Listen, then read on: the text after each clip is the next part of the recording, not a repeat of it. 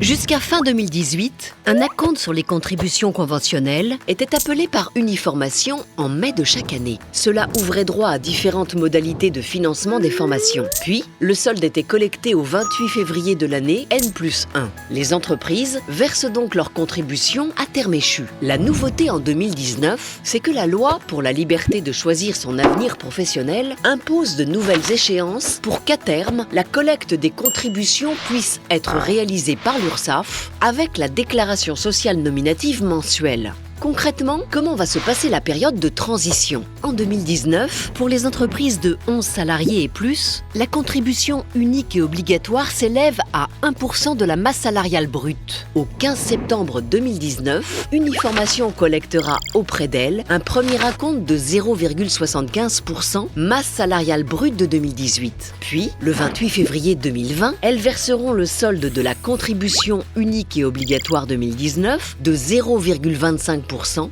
ainsi que la régularisation de l'acompte recalculé sur la base de la masse salariale brute 2019 réelle. Mais attention, toujours à cette même date, elles devront régler en plus à Uniformation 0,40% d'acompte au titre de l'année 2020. Puis, à nouveau au 15 septembre 2020, un deuxième acompte de 0,35%, toujours au titre de l'année 2020, sera collecté par Uniformation. Ces deux acomptes seront calculés sur la base de la masse salariale brute 2019. Enfin, pour terminer cette période de transition, le 28 février 2021, les entreprises de 11 salariés et plus verseront à Uniformation le solde de 25% au titre de l'année 2020, ainsi que la régularisation de l'acompte recalculé sur la base de la masse salariale brute 2020 réelle. Quant aux entreprises de moins de 11 salariés, elles régleront leur contribution unique et obligatoire 2019 le 28 février 2020 à travers un versement unique de 0,55% de leur masse salariale brute 2019.